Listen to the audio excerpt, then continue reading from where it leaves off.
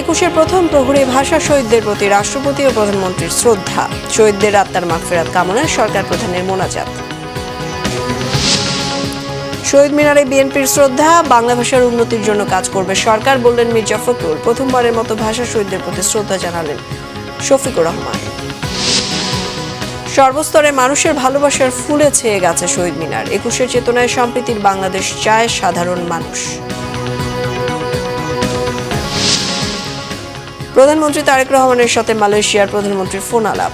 একসাথে কাজ করার প্রত্যয়, জনগণকে দেওয়া ওয়াদা রক্ষা করা হবে বললেন মন্ত্রীরা। ক্রাউন সিমেন্ট সংবাদ শিরোনাম দেখছিলেন, এবার বিস্তারিত। একুশে প্রথম প্রহরে ভাষা শহীদদের প্রতি শ্রদ্ধা জানিয়েছেন রাষ্ট্রপতি এবং প্রধানমন্ত্রী। মহান শহীদ দিবস ও আন্তর্জাতিক মাতৃভাষা দিবস উপলক্ষে কেন্দ্রীয় শহীদ মিনারে ফুল দিয়ে ভাষা শহীদদের প্রতি শ্রদ্ধা জানান তারা। এছাড়াও শ্রদ্ধা জানিয়েছেন বিরোধী দলীয় নেতা, কূটনীতিক সহ সরকারের ঊর্ধ্বতন কর্মকর্তারা। রিপোর্ট করছেন সিকান্দার রেমান, ক্যামেরায় আবু হানিফ সোহেল। অমর 21শে ফেব্রুয়ারি মহান শহীদ দিবস ও আন্তর্জাতিক মাতৃভাষা দিবস। একুশের প্রথম প্রহরে কেন্দ্রীয় শহীদ মিনারে পুষ্পস্তবক অর্পণের মাধ্যমে ভাষা শহীদদের প্রতি গভীর শ্রদ্ধা নিবেদন করেছেন রাষ্ট্রপতি মোহাম্মদ শাহাবুদ্দিন। রাত 12টা 1 মিনিটে ভাষা আন্দোলনের বীর শহীদদের স্মৃতির প্রতি শ্রদ্ধা জানিয়ে সেখানে কিছুক্ষণ নীরবে দাঁড়িয়ে থাকেন রাষ্ট্রপতি। রাষ্ট্রপতির শ্রদ্ধা নিবেদনের পর প্রধানমন্ত্রী তারেক রহমান আসেন কেন্দ্রীয় শহীদ মিনারে। ভাষা আন্দোলনের বীর শহীদদের প্রতি গভীর শ্রদ্ধা জানান তিনি। শ্রদ্ধা নিবেদনের পর প্রথমবারের মতো ভাষা শহীদদের আত্মার মাগফিরাত কামনায় মোনাজাতে শরিক হন প্রধানমন্ত্রী সহ শহীদ মিনারে জড়ো হওয়া হাজারো মানুষ। এর পরপরই মন্ত্রী পরিষদের সদস্যদের নিয়ে আবারও শহীদ বেদিতে ফুলেল শ্রদ্ধা জানান তারেক রহমান। এ সময়ে বাংলাদেশ জাতীয়তাবাদী দল বিএনপির চেয়ারম্যান হিসেবেও শ্রদ্ধা জানান তারেক রহমান। জিয়া পরিবারের পক্ষ থেকেও ভাষা শহীদদের প্রতি শ্রদ্ধা জানান তারেক রহমান। সাথে ছিলেন ডাক্তার জুবাইদা রহমান ও ব্যারিস্টার জাইমা রহমান। এরপর বিরোধী দলীয় নেতা ও জামাতের আমির ডাক্তার শফিকুর রহমান প্রথমবারের মতো কেন্দ্রীয় শহীদ মিনারে ফুলেল শ্রদ্ধা নিবেদন করেন। বিরোধী দলীয় চিফ হুইপ, এনসিপির আহ্বায়ক নাহিদ ইসলাম সহ বিরোধী দলীয় জোটের সংসদ সদস্যরাও এ সময় সাথে ছিলেন। এরপর 3 বাহিনীর প্রধান শহীদ বেদিতে শ্রদ্ধা জানান। বাংলাদেশে নিযুক্ত বিভিন্ন দেশের কূটনীতিকদের শ্রদ্ধা নিবেদনের পর সব শ্রেণী পেশার মানুষের শ্রদ্ধা জানানোর জন্য শহীদ বেদি উন্মুক্ত করে দেয়া হয়। ভাষা শহীদদের প্রতি শ্রদ্ধা নিবেদনকে কেন্দ্র করে শহীদ মিনার ও এর আশপাশের এলাকায় নিশ্ছিদ্র নিরাপত্তা ব্যবস্থা গ্রহণ করা হয়।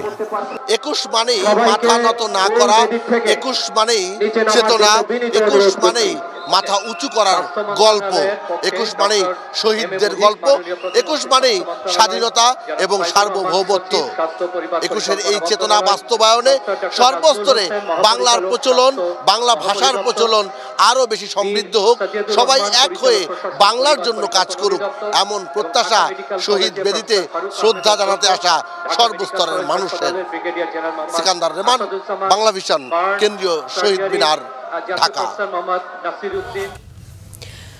রাষ্ট্রে গুরুত্বপূর্ণ ব্যক্তিদের শ্রদ্ধা নিবেদন শেষে সর্বসাধারণের জন্য উন্মুক্ত করে দেয়া হয় কেন্দ্রীয় শহীদ মিনার। মধ্যরাতে ঢল নামে সাধারণ মানুষের, সবাই শোক, শ্রদ্ধা আর ভালোবাসায় স্মরণ করেন ভাষা শহীদদের। এদিকে শ্রদ্ধা নিবেদনে এসে বিএনপির মহাসচিব ও স্থানীয় সরকার মন্ত্রী মির্জা ফখরুল ইসলাম আলমগীর বলেছেন, নতুন রাজনৈতিক সরকারের কাছে জনপ্রত্যাশা বেড়েছে। 21-এর চেতনাকে ধারণ করে সে প্রত্যাশা পূরণের আশ্বাস দেন তিনি। আরও জানাচ্ছেন শুভ মাহফুজ, ছবি তুলেছেন আল মাসুম সবুজ।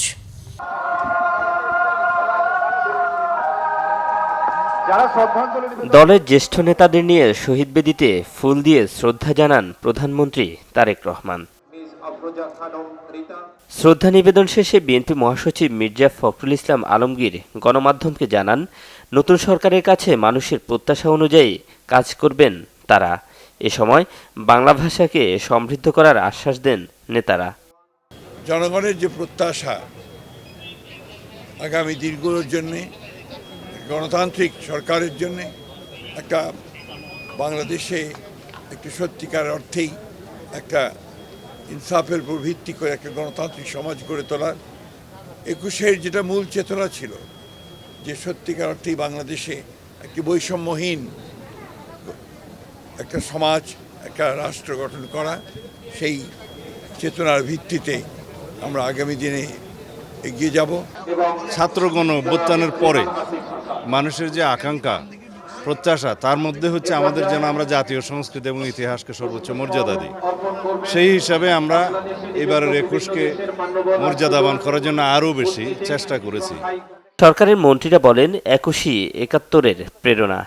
স্বাধীনতার দায়বদ্ধতা সকলের জন্য, স্বাধীনতার প্রেরণা, স্বাধীনতার যে আমাদেরকে যে দেশপ্রেম, এগুলো তো সব কিছু মিলিয়ে আজকের দিনটা অত্যন্ত গুরুত্বপূর্ণ। এদিকে রাষ্ট্রের গুরুত্বপূর্ণ ব্যক্তিদের আনুষ্ঠানিকতা শেষে হাজারো মানুষের ঢল নামে কেন্দ্রীয় শহীদ মিনারে। খালি পায়ে হাতে গুচ্ছ ফুল নিয়ে ভাষা শহীদদের প্রতি শ্রদ্ধা জানাতে শহীদ বেদিতে ভিড় করেন সব শ্রেণী পেশার মানুষ। আমরা চাই ২৪-এর গণ অভ্যুত্থানে আহত জুলাই যোদ্ধা এবং শহীদ পরিবার, এরকম যারা শহীদ হয়েছেন, আমরা তাদের স্মৃতিতে রাখতে চাই। আমাদের ভাষা ছিল, বাট ভাষা প্রকাশ করার স্বাধীনতা ছিল না। ২০২৬ সালে আবার একটা গণতান্ত্রিক নির্বাচনের মাধ্যমে একটা গণতান্ত্রিক সরকার এসেছে। ইনশাআল্লাহ আমরা ভবিষ্যতে আমাদের এই বাক স্বাধীনতাটাকে অব্যাহত রাখতে পারবো, সেই প্রত্যাশাই করছি। সালাম, বরকত, রফিক, জব্বার, তারা যে এই ভাষার জন্য জীবন দিয়েছে, তাদের প্রতি শ্রদ্ধা জানানোর জন্য এসেছি। শহীদ মিনারে পুষ্পস্তবক অর্পণ করতে পেরে আমি নিজেকে ধন্য মনে করছি। ভাষার জন্য রক্ত দেয়া শহীদদের স্মরণ করতে বড়দের সাথে শিশুরাও আসেন ফুল হাতে। এখানে যারা ভাষার জন্য মৃত্যুবরণ করেছে তাদেরকে ফুল দিয়ে শ্রদ্ধা করতে এসেছে। যারা শহীদ হয়ে গিয়েছে ওদের জন্য শ্রদ্ধা জানাতে এখানে এসেছে। মাতৃভাষা আমাদের গর্বের ভাষা, এই দেশের একান্ত ভাষা। আমাদের বাচ্চাদেরকে শেখার জন্য, জানার জন্য মাতৃভাষা কি জিনিস এটা বোঝানোর জন্য তাদেরকে এত রাত পর্যন্ত আমরা জেগে আছি। মাতৃভাষা বাংলার জন্য জীবন দিয়ে গেছে, তাদের প্রতি আমরা অনেক কৃতজ্ঞ। বিভিন্ন রাজনৈতিক, সামাজিক, সাংস্কৃতিক সংগঠনের কর্মীরাও এসেছেন দল বেঁধে। দলমত নির্বিশেষে সবারই চাওয়া সম্প্রীতির বাংলাদেশ। সরকার মাতৃভাষাকে, বিশেষ করে মায়ের ভাষাকে আন্তর্জাতিকভাবে আরো সুন্দরভাবে, সাবলীলভাবে যেন মানুষ পালন করতে পারে, সেই উদ্যোগ গ্রহণ করবেন। ৫২ সালের যে ভাষা শহীদদের যে রক্তের ধারাবাহিকতায় কিন্তু মুক্তিযুদ্ধ, তারপরে ৯০-এর গণ অভ্যুত্থান, তারপরে কিন্তু আজকের এই ২৪-এর গণ অভ্যুত্থান। বর্তমান তারেক রহমানের নেতৃত্বে আশা করতেছি যে তিনি বহুদলীয় গণতন্ত্র প্রতিষ্ঠা করবে এবং সকল মানুষের মৌলিক যেই অধিকার সেটা তিনি তুলে ধরবেন। ৫২-এর ভাষা আন্দোলন থেকে ৭১-এর মুক্তিযুদ্ধ, আর ৭১ থেকে ২৪-এর গণ অভ্যুত্থান, সব একই সূত্রে গাঁথা। এসবের চেতনা থেকেই গণমানুষের আকাঙ্ক্ষা বাস্তবায়ন হবে নতুনভাবে, এমন প্রত্যাশা সবার। শুভ মাহফুজ, বাংলা ভিশন, ঢাকা। বাঙালি জাতীয়তাবাদের উন্মেষ স্ফুরণের সঙ্গে ২১শে ফেব্রুয়ারি সংযোগ সুগভীর। একটি গানের মধ্য দিয়ে অমর ২১-এর চেতনা ছুঁয়ে যায় আপামর বাঙালিকে, হয়ে ওঠে আত্মপরিচয়ের স্মারক সেই আমার ভাইয়ের রক্তে রাঙানো ২১শে ফেব্রুয়ারি। আজও প্রভাত ফেরিতে নারী, শিশু, তরুণ, বৃদ্ধের কণ্ঠে ফিরিয়ে আনে ৫২কে। একই সময়ে চট্টগ্রামে এক কবির কলমে উঠে আসে ২১-এর আরেক অমর কাব্য, কাঁদতে আসেনি, ফাঁসির দাবি নিয়ে এসেছি। ভাষার দাবিতে গোটা জাতিকে এক সুরে বাঁধা সেই গান আর কবিতার জন্মকথা নিয়ে দেখুন রকুনুজ্জামানের প্রতিবেদন। ১৯৫২ সালের ২১শে ফেব্রুয়ারি ঢাকার পিচঢালা পথে রক্তের আলপনা। ভাষার দাবিতে মিছিলে গুলি খেয়ে লুটিয়ে পড়েন সালাম, বরকত, রফিক, জব্বার, আরও কত কত তাজা প্রাণ। সে সময় ঢাকা মেডিকেলের শহীদদের দেখতে গিয়েছিলেন ঢাকা কলেজের ছাত্র আব্দুল গফফার চৌধুরী। দেখলেন মেডিকেলের বারান্দায় শুয়ে রাখা হয়েছে শহীদদের সারি সারি লাশ। হঠাৎ তার মনে হলো এ অন্য কারো লাশ নয়, এ তার ভাইয়েরই লাশ। বুকের ভেতর সেই হারানোর হাহাকার থেকে বেরিয়ে এলো দুটি লাইন, আমার ভাইয়ের রক্তে রাঙানো 21শে ফেব্রুয়ারি আমি কি ভুলিতে পারি। তার সেই অস্পষ্ট উচ্চারণ কানে যায় তার পাশে থাকা বন্ধু সৈয়দ আহমেদ হোসেনের। সেই উত্তপ্ত পরিস্থিতির মধ্যেই লাইন দুটো লিখে ফেলার তাগিদ দেন তিনি। আরমানিটোলা আর ঢাকা কলেজের হোস্টেলে বসে লেখালেখির চেষ্টার মধ্যেই ছাত্রাবাস বন্ধ ঘোষণা, পুলিশের আঘাতে আহত নিজেও। পরের দিন 22 ফেব্রুয়ারি ভাষা শহীদদের গায়েবানা জানাজার সময় এই লাইন দুটি মুখে মুখে ছড়িয়ে পড়ে।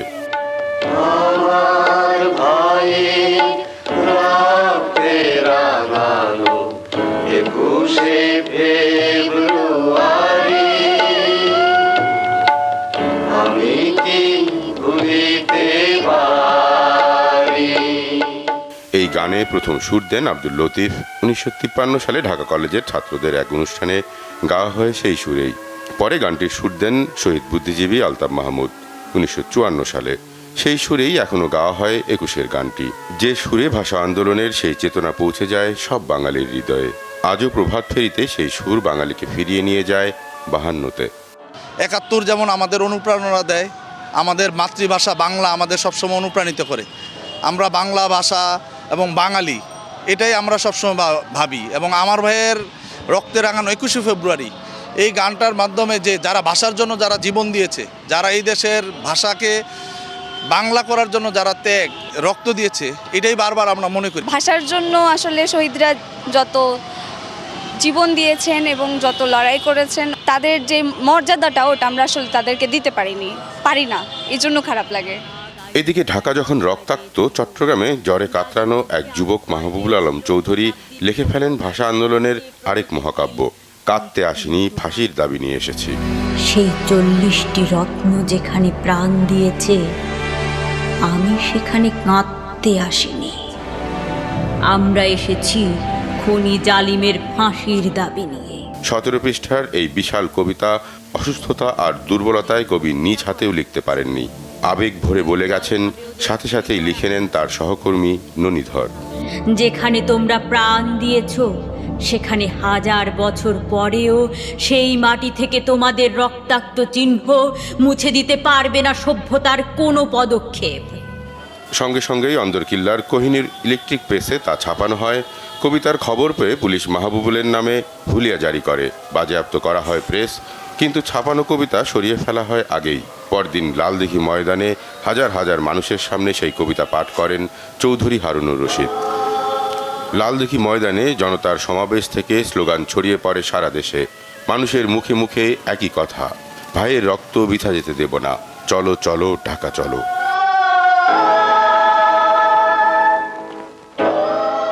ওদের ছিল বন্দুক আর আমাদের ছিল গান, ওদের ছিল লাঠি, টিয়ার গ্যাস, নির্যাতন, আর আমাদের ছিল কবিতা। তারপরও তারা বাংলার উপর উর্দুকে চাপিয়ে দিতে পারেনি। প্রতিষ্ঠা করেছি ভাষার অধিকার, ছিনিয়েছি স্বাধীন দেশ। এই গৌরব আজ প্রজন্ম থেকে প্রজন্মান্তরে প্রবাহিত। রকুনুজ্জামান, বাংলা ভিশন, ঢাকা।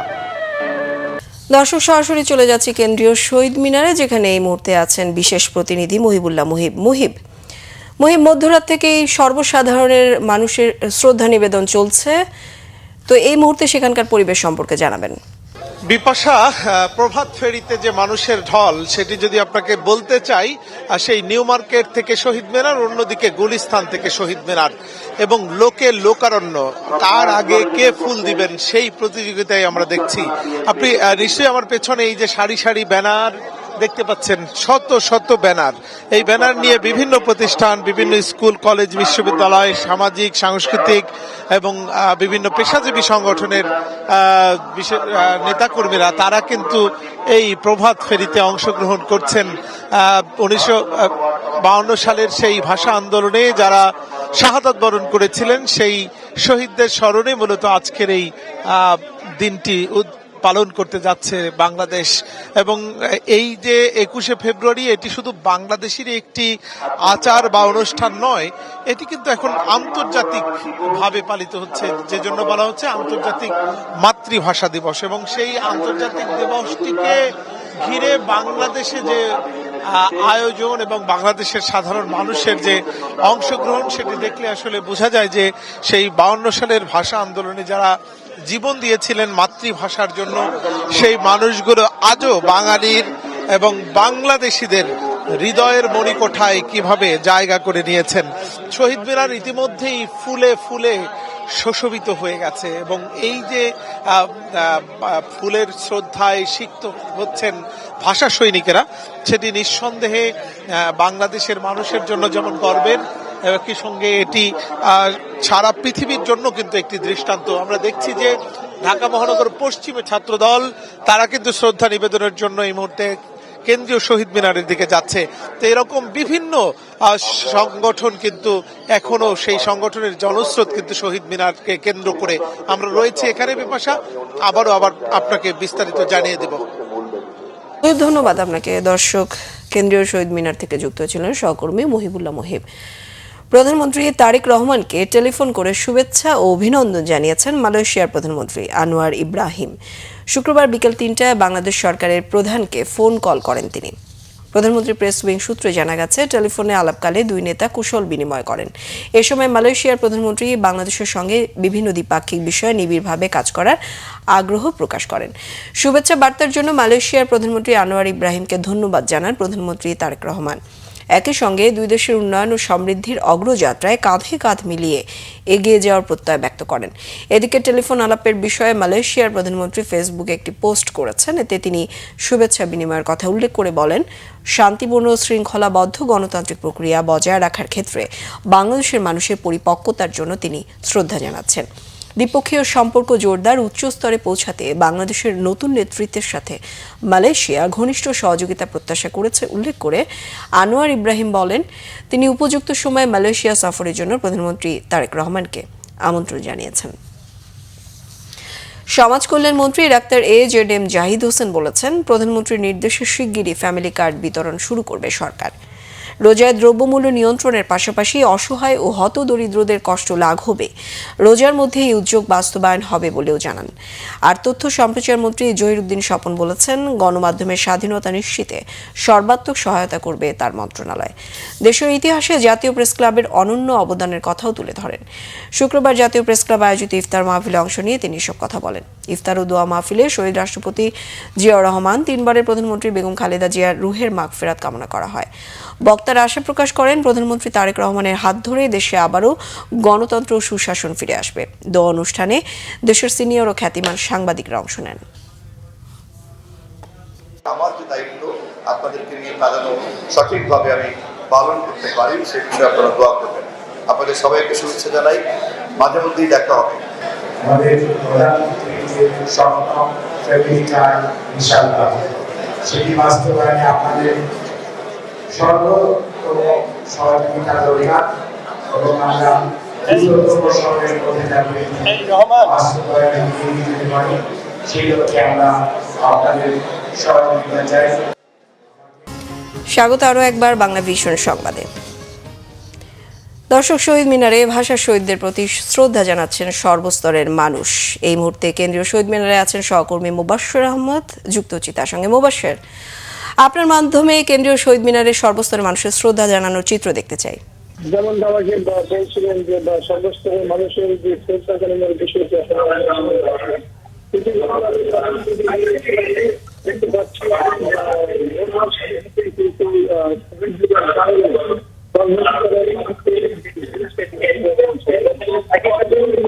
বলতে চাই দর্শক, যান্ত্রিক ত্রুটির কারণে সংযোগটি বিচ্ছিন্ন হয়ে গেছে বলে আমরা দুঃখিত। চলে যাচ্ছে অন্যান্য সংবাদে। বিদ্যুৎ খাতে যে পরিমাণে বকেয়া রয়েছে তা সামলানোর সরকারের জন্য একটি কঠিন অগ্নি পরীক্ষা বলে মন্তব্য করেছেন বিদ্যুৎ, জ্বালানি ও খনিজ সম্পদ মন্ত্রী ইকবাল হাসান মাহমুদ টুকু। মন্ত্রিত্ব পাওয়ার পর সিরাজগঞ্জে আল মাহমুদ অ্যাভিনিউয়ে নিজ বাসভবনে সাংবাদিকদের তিনি এসব কথা বলেন। টুকু বলেন, চলতি বোরো মৌসুমে বোরো চাষে অগ্রাধিকার ভিত্তিতে বিদ্যুৎ সরবরাহ নিশ্চিত করা হবে। উপস্থিত ছিলেন জেলা বিএনপির সাধারণ সম্পাদক সৈয়দুর রহমান বাচ্চু, জেলা প্রশাসক মোহাম্মদ আমিনুল ইসলাম এবং নেসকোর স্থানীয় কর্মকর্তা সহ জেলা বিএনপি অঙ্গ সহযোগী সংগঠনের নেতাকর্মীরা। রমজানে গ্যাস সরবরাহ নিশ্চিতে সিএনজি স্টেশন বন্ধের সময় বাড়ালো সরকার। একই সঙ্গে ঈদুল ফিতরের সময় যানবাহন চলাচল স্বাভাবিক রাখতে নির্দিষ্ট সময়ের জন্য সিএনজি ও ফিলিং স্টেশন সার্বক্ষণিক খোলা রাখার সিদ্ধান্ত নিয়েছে সরকার। শুক্রবার বিদ্যুৎ, জ্বালানি ও খনিজ সম্পদ মন্ত্রণালয়ে জারি করা প্রজ্ঞাপনে এসব তথ্য জানানো হয়। প্রজ্ঞাপন অনুযায়ী আগামী 14 মার্চ থেকে ঈদের আগ পর্যন্ত সারা দেশে সিএনজি স্টেশন সমূহ প্রতিদিন বিকেল 3টা থেকে রাত 9টা পর্যন্ত বন্ধ থাকবে। এর আগে সময়সূচি ছিল সন্ধ্যা 6টা থেকে রাত 9টা পর্যন্ত। এছাড়া ঈদের সময় মহাসড়কে যাত্রী সাধারণের যাতায়াত নির্বিঘ্ন রাখতে 15 মার্চ থেকে 25 মার্চ পর্যন্ত সিএনজি ও ফিলিং স্টেশন সমূহ সার্বক্ষণিক খোলা রাখতে নির্দেশ দেওয়া হয়। তবে ঈদ পরবর্তী সময়ে 26 মার্চ থেকে পুনরায় আগের নিয়ম অনুযায়ী প্রতিদিন সন্ধ্যা 6টা থেকে রাত 9টা পর্যন্ত সিএনজি স্টেশন বন্ধ থাকবে। প্রজ্ঞাপনে জানানো হয়, গ্যাস বিতরণ নেটওয়ার্কে স্বল্প চাপ পরিস্থিতি নিরসন এবং রমজানে বিদ্যুৎ উৎপাদনে গ্যাসের বাড়তি চাহিদা পূরণের সিদ্ধান্ত নেওয়া হয়েছে। আন্তর্জাতিক প্রসঙ্গ। বিভিন্ন দেশের উপর মার্কিন প্রেসিডেন্ট ডোনাল্ড ট্রাম্পের বৈশ্বিক শুল্ক আরোপকে অবৈধ ঘোষণা করেছে যুক্তরাষ্ট্রের সুপ্রিম কোর্ট। শুক্রবার দেয়া রায়ে আদালত জানিয়েছে, জরুরি অবস্থার জন্য তৈরি আইনের আওতায় ট্রাম্পের বসানো শুল্ক আইনসঙ্গত নয়। সর্বোচ্চ আদালতের এই সিদ্ধান্তে প্রেসিডেন্ট হিসেবে ট্রাম্পের ক্ষমতা প্রয়োগের অন্যতম বিতর্কিত পদক্ষেপটি বাতিল হয়ে গেল। সুপ্রিম কোর্টের এই রায় আন্তর্জাতিক বাণিজ্য ও বৈশ্বিক অর্থনীতিতে বড় প্রভাব ফেলতে পারে বলে মত আন্তর্জাতিক বিশ্লেষকদের। প্রধান বিচারপতি জন রবার্টসের নেতৃত্বাধীন বেঞ্চ 6-3 ভোটে এই রায় দেন। রায় অনুযায়ী 1977 সালে international emergency economic powers act প্রেসিডেন্টকে এমন কোনো ক্ষমতা দেওয়া হয় না যার মাধ্যমে তিনি এককভাবে শুল্ক আরোপ করতে পারেন। বিচারপতি রবার্টস তার পর্যবেক্ষণে বলেছেন, প্রেসিডেন্টকে অবশ্যই কংগ্রেসের পক্ষ থেকে সুনির্দিষ্ট অনুমোদনের প্রমাণ দিতে হবে, যা তিনি পারেননি। এর আগে দ্বিতীয় মেয়াদ ক্ষমতা গ্রহণের পরে চীন, কানাডা ও মেক্সিকো সহ প্রায় সব দেশের পণ্যের উপর 10 থেকে 50% পর্যন্ত শুল্ক আরোপ করেন মার্কিন প্রেসিডেন্ট ডোনাল্ড ট্রাম্প। বিশ্বকাপ নিয়ে সাবেক যুব ও ক্রীড়া উপদেষ্টা আসিফ নজরুল মিথ্যাচার করেছিলেন বলে মন্তব্য করেছেন জাতীয় দলের সিনিয়র সহকারী কোচ মোহাম্মদ সালাউদ্দিন। তিনি মনে করেন, আসিফ নজরুলের একটি সিদ্ধান্তের কারণে ক্রিকেটারদের 27 বছরের স্বপ্ন 1 সেকেন্ডে নষ্ট হয়ে গেছে। উনি একেবারে এমন মিথ্যা কথা বলছে, আমার বিশেষ করে আমি তো নিজেও টিচার মানুষ, টিচাররা তো একটু মিথ্যা কথা একটু কম বলে, কারণ উনি খারার উপরে এরকম মিথ্যা কথা বলবে এটা আসলে আমি ভাবতে পারতেছি না। আমি কীভাবে ছেলেদের সামনে আসলে মুখ দেখাবো? ছেলেরা উনি এইভাবে ইউটার্ন নিবে। উনি একটা শিক্ষক মানুষ, ঢাকা ইউনিভার্সিটির শিক্ষক উনি, একটা আমার দেশের সর্বোচ্চ বিদ্যাপীঠের একজন মানুষ, উনি এইভাবে মিথ্যা কথা বলবে এটা আসলে আমরা আসলে মানতে পারতেছি না। আমার মানাটা আসলে কীভাবে মানবে এটা আমার বলার মতো না, যে উনি কি বলে আসলো আর উনি এসে কীভাবে ইউটার্নটা নিল। দেখুন, একটা ছেলে যখন বিশ্বকাপ খেলবে, সে তার ড্রিম, তার এই যে 27 বছরের ড্রিম সে এখানে নিয়ে আসছে। ড্রিমটা আপনি 1 সেকেন্ডে আপনি নষ্ট করেছেন। আমি তো জানি আমার 2টা প্লেয়ার কোমাতে চলে গেছিলো, 5 দিন ধরে কোথায় বলে হারাই গেছিলো। তারে যে আমরা ওই যে টুর্নামেন্টে মাঠে ফিরে আনতে পারছি ওইটাই বেশি। বাট যেই প্লেয়ারটা, যে ক্যাপ্টেনটা, যে প্লেয়ারটা এতদিন ধরে 1 বছর ধরে, সে কিন্তু ওয়ার্ল্ড কাপের জন্য প্রিপারেশন নিচ্ছে, যে আজকে ওই স্টেজে আমি খেলবো। তার জন্য এটা আসলে কতটা পেইনফুল সেটা সে ভালো জানে। তো এখন আফসোস করে তো আর লাভ নাই। But as a T20 team আমাদের টিমটা অনেক গোছানো ছিল এবং এই ওয়ার্ল্ড কাপটা ঘিরে আমাদের অনেক স্বপ্ন ছিল। সংবাদ শেষ করব ক্রাউন সিমেন্ট শিরোনামগুলো আরও একবার জানিয়ে। 21-এর প্রথম প্রহরে ভাষা শহীদদের প্রতি রাষ্ট্রপতি ও প্রধানমন্ত্রীর শ্রদ্ধা, শহীদদের আত্মার মাগফিরাত কামনায় সরকার প্রধানের মোনাজাত। শহীদ মিনারে বিএনপির শ্রদ্ধা, বাংলা ভাষার উন্নতির জন্য কাজ করবে সরকার, বললেন মির্জা ফখরুল। প্রথমবারের মতো ভাষা শহীদদের প্রতি শ্রদ্ধা জানালেন শফিকুর রহমান। সর্বস্তরে মানুষের ভালোবাসার ফুলে ছেয়ে গেছে শহীদ মিনার, 21-এর চেতনায় সম্প্রীতির বাংলাদেশ চায় সাধারণ মানুষ। প্রধানমন্ত্রী তারেক রহমানের সাথে মালয়েশিয়ার প্রধানমন্ত্রীর ফোন আলাপ, একসাথে কাজ করার প্রত্যয়, জনগণকে দেওয়া ওয়াদা রক্ষা করা হবে বললেন মন্ত্রীরা।